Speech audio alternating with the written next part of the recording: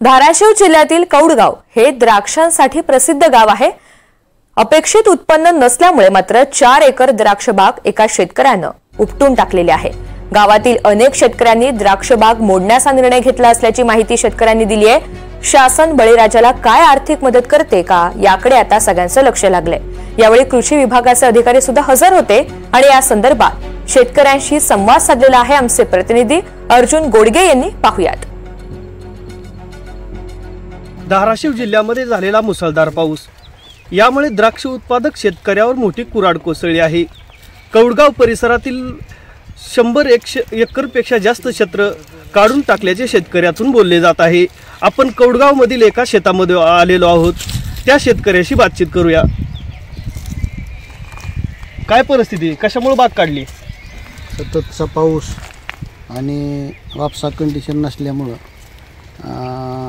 मुळातच मे मध्ये पाऊस चालू झाला आणि त्याच्यानंतर जूनला सतत पाऊस सुरुवातीला नसतो आमच्याकडे, पण तो पाऊस उघडलाच नाही। त्याच्यामुळं वापसा कंडिशन नव्हती, सूर्यप्रकाश नव्हता आणि त्याच्यामुळं द्राक्षाची काडी व्यवस्थित तयार झाली नाही।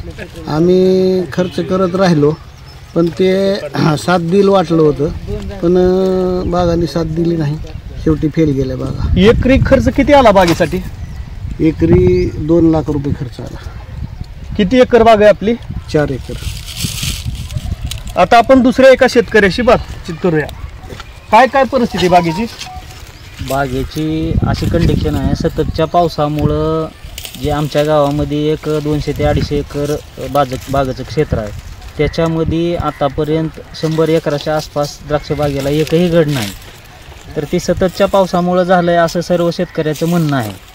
तर आमचं असं म्हणणं आहे की आता कृषी विभागाचे अधिकारी आले आहेत, त्यांनी योग्यरित्या पंचनामा करून शेतकऱ्याला योग्य तो न्याय मिळावा।